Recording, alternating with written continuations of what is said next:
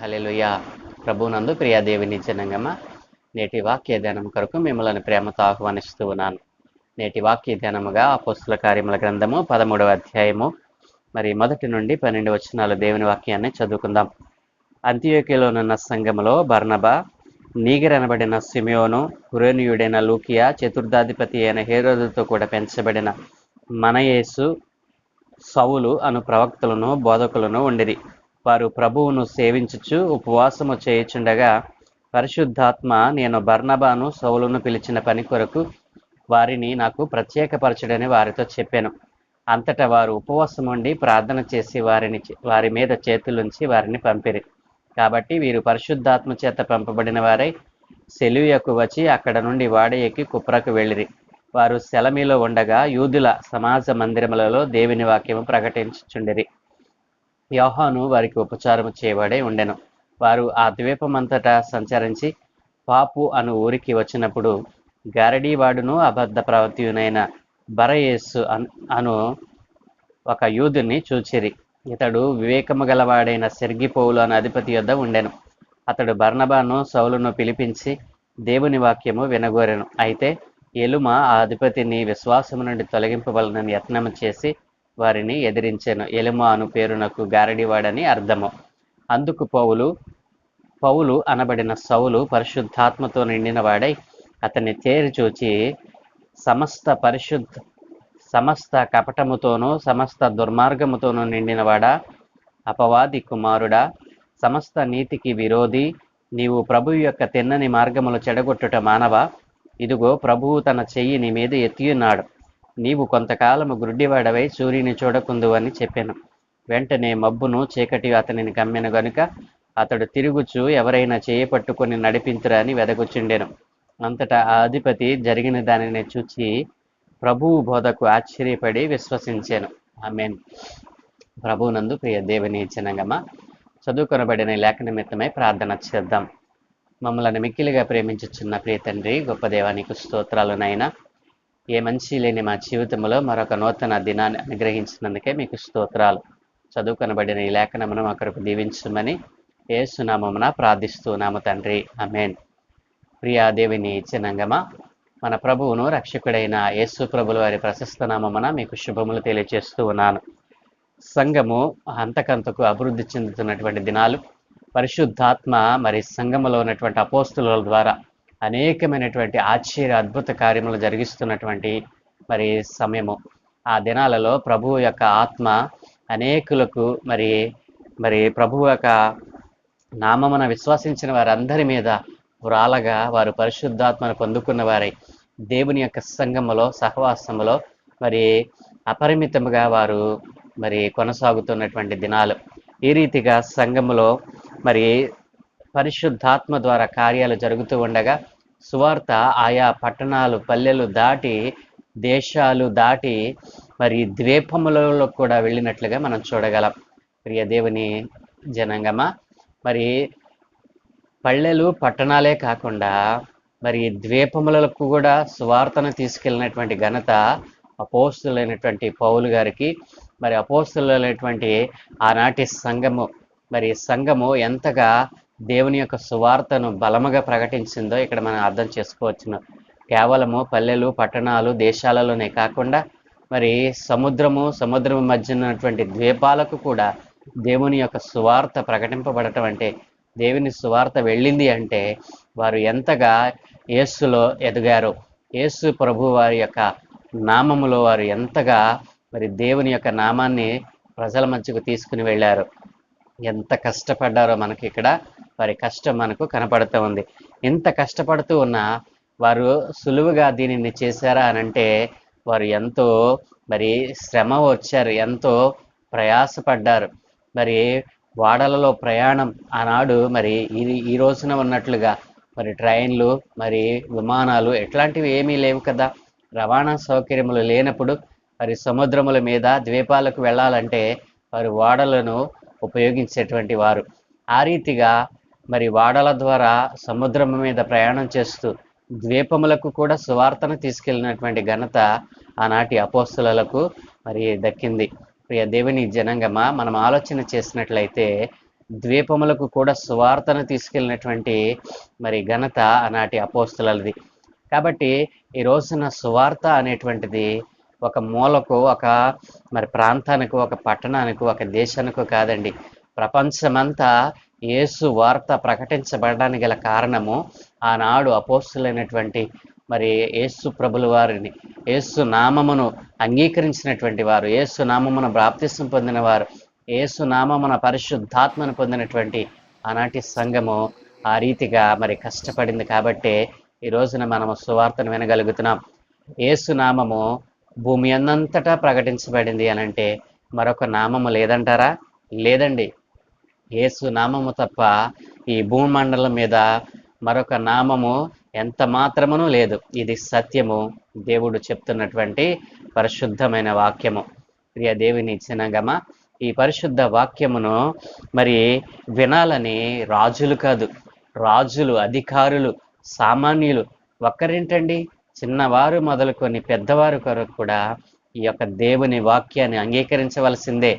ఆనాడు మరి రాజులు, అధికారులు, అధిపతులు దేవుని యొక్క వాక్యాన్ని వినాలని, దేవుని యొక్క మరి ఆశ్చర్యమైనటువంటి కార్యాలను కళ్ళారా చూడాలని వారు ఎంతగానో ఆశపడ్డారు. ఆ రీతిగానే ఈ అంత్యోకయలోకి వచ్చినటువంటి మరి పౌలు, బర్నబాలు, ఇంకా కొంతమంది మరి బోధకులు, ప్రవక్తలు అక్కడ దేవుని సంఘాన్ని, దేవుని వాక్యాన్ని మరి దేవుని యొక్క సంఘములో ఎదుగుతూ వారు ఉపవాసము చేతను, పరిశుద్ధాత్మ చేతను వారు నడిపింపబడిన వారై మరి సంఘములో ఉండగా, పరిశుద్ధాత్మ అక్కడ ఉన్నటువంటి మరి లూకియా, కురేనీయుడైనటువంటి లూకియా, మరి నీగురు అనబడినటువంటి సీమోను, మరి హేరోదుతో కూడా పెంచబడినటువంటి మనయస్సు, సౌలు అనేటువంటి ప్రవక్తలు, బోధకులు ఆ అంత్యోకయ సంఘములో మరి ఉన్నట్లుగా మనం చూడగలం. వారందరితో ప్రభువు అయిన మరి పరిశుద్ధాత్మ దేవుడు మాట్లాడుతూ అంటాడు కదా, బర్నబాను, సౌలును నేను ఏ పని కొరకైతే నియమించుకున్నానో ఆ పని కొరకు వారిని ప్రార్థన చేసి వారిని ప్రత్యేకపరచండి, వారిని ఆ పని కొరకు నేను వాడుకోవాలి అని పరిశుద్ధాత్మ ద్వారా మరి బోధింపబడిన వారై వారు ఏం చేస్తారంటే ఈ బర్నబాను, సౌలును, పౌలు అనబడినటువంటి సౌలును, ఎవరండి సౌలు? సంఘాన్ని మరి అపరిమితంగా హింసించినటువంటి, ఒకప్పుడు హింసకుడు, దోషకుడు అయినటువంటి ఈ సౌలును మరి దేవుని పని కొరకు ఏర్పాటు చేసుకున్నాను అని పరిశుద్ధాత్మ దేవుడు సాక్ష్యం ఇస్తూ వారిని ప్రత్యేకపరచండి, వారిని నేను ఏ పని కొరకైతే మరి నేను ఏర్పాటు చేసుకున్నానో ఆ పని కొరకు వారు వెళ్ళాలని చెప్పినప్పుడు అక్కడ ఉన్నటువంటి ఆ యొక్క ప్రవక్తలు మరి బోధకులు ఉపవాసం ఉండి ప్రార్థన చేసి వారి మీద చేతులుంచి వారిని సువార్తకు పంపిస్తారు. ఆ రీతిగా సువార్త పనికి పంపబడినటువంటి, ప్రత్యేకింపబడినటువంటి పౌలు, బర్నబాలు మరి ఆ యొక్క ప్రాంతం నుండి విడిచి ఒక ద్వీపానికి వస్తారు. ఆ ద్వీపం పేరే పాపు. ఆ పాపు అనేటువంటి ద్వీపంలో వారు అక్కడ ఉన్నటువంటి సమాజ మందిరములలో, మరి యూదుల యొక్క సమాజ మందిరములలో దేవుని వాక్యమును ప్రకటిస్తూ ఉండగా అక్కడ మరి ఒక వ్యక్తి మనకు కనపడతాడు. అతని పేరే బరయేసు. ఈ బరయేసు అనేటువంటి వ్యక్తి ఒక గారడీవాడు. ఇతడు మరి మరి ఇతడు ఏంటంటే ఇతడు ఒక వివేకము కలిగిన వాడై మరి సెర్గిపోవులు అనేటువంటి ఒక అధిపతి యొద్ద ఈయన మరి నివాసం చేస్తూ వచ్చేవాడు.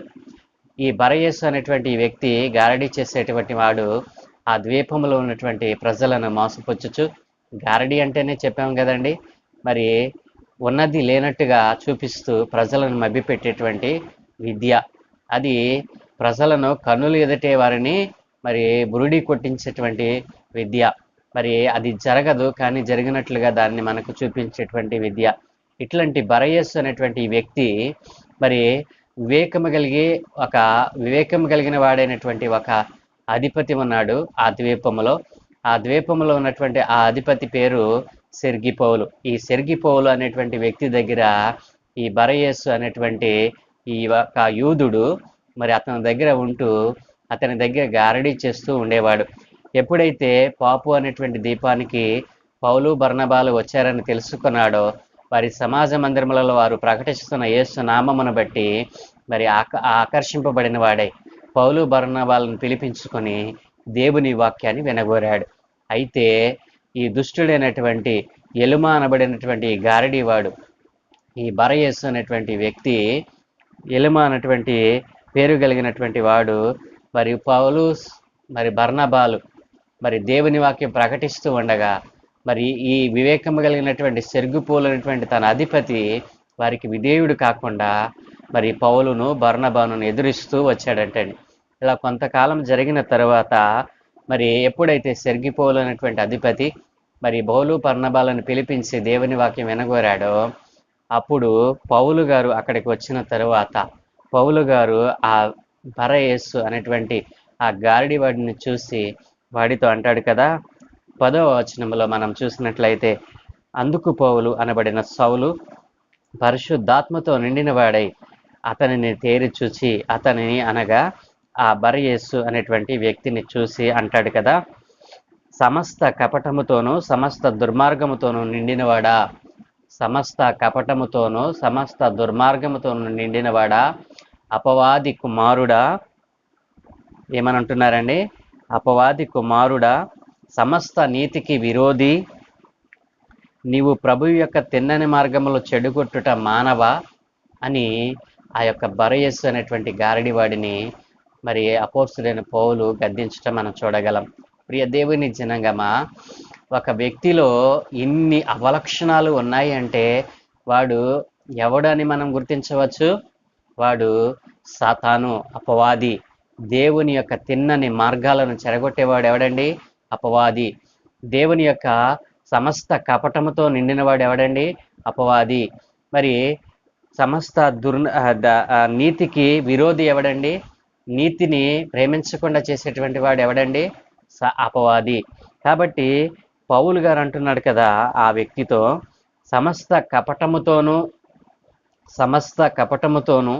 సమస్త దుర్మార్గముతోనూ నిండినవాడా, అపవాది కుమారుడా, నీవు దేవుని యొక్క తిన్నని మార్గములో చెడగొట్టుట మానవా అని అంటూ, ఇదిగో ప్రభువు యొక్క చెయ్యి నీ మీద ఎత్తి ఉన్నాడు, ప్రభువు తన చెయ్యి నీ మీద ఎత్తి ఉన్నాడు అని ఆ యొక్క బరయేసు అనేటువంటి ఆ గారడివాడిని గద్దించినట్లుగా మనం చూడగలం.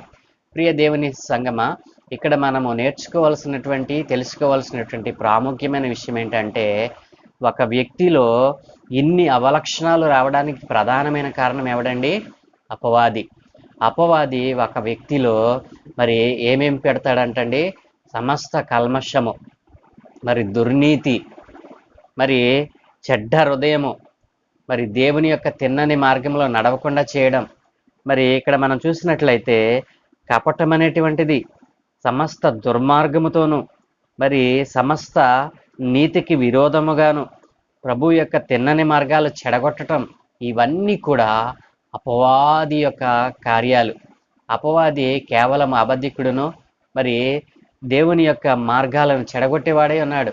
వాడి పేరే మరి కపటం, వాడి పేరే దుర్నీతి, వాడి పేరే దుర్మార్గత, వాడి పేరే మరి తిన్నని మార్గము కానిది. అట్లాంటి అపవాది లక్షణాలను ఒక వ్యక్తిలో పౌలు గారు చూడగలిగాడు అని అంటే, వారు పరిశుద్ధాత్మను పొందుకున్న వారు తప్ప ఆ విషయాలను ఎవరు కూడా గ్రహించలేం. కాబట్టి ఆ వ్యక్తి తన అధిపతిని ఎంతకాలం నుండో మోసం చేస్తూ వస్తున్నాడు.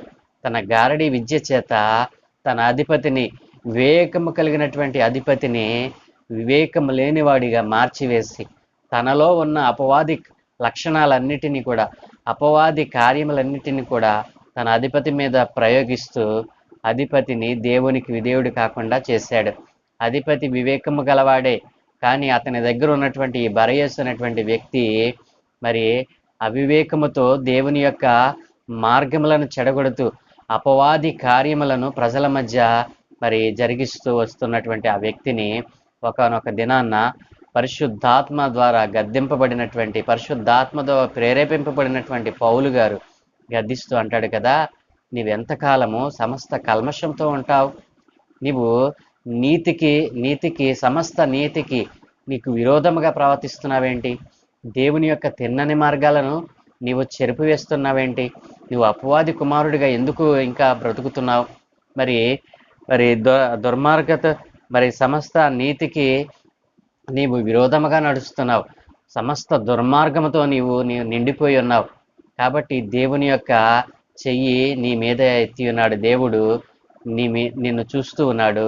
నిన్ను చూస్తూ ఊరుకోడు. దేవుని యొక్క చెయ్యి నీ మీదకు లేచింది. కాబట్టి ఇక మీదట నీవు సూర్యుని చూడకుండా కళ్ళు లేనివాడవై బ్రతుకుతావని చెప్పినప్పుడు వెంటనే అతనికి మబ్బు చీకటి కమ్మడం ద్వారా తను చూడలేకపోతాడు. ఎప్పుడైతే ఈ కార్యము ఆ గారడీవాడైన బరయస్సు విషయంలో జరిగిందో, వివేకము కలిగినటువంటి సెర్గిపోలు అనేటువంటి అధిపతి దేవుని యొక్క నామానికి ఆకర్షింపబడిన వాడే. దేవుడు జరిగించిన ఆ కార్యమును బట్టి యేసునందు విశ్వాసం ఉంచుతాడు. ప్రియ దేవుని సంగమా, ఈ రోజున ఇట్లాంటి బరయస్సులు మన సంఘములో, సహవాసములో మన చుట్టూ కూడా ఉంటారు.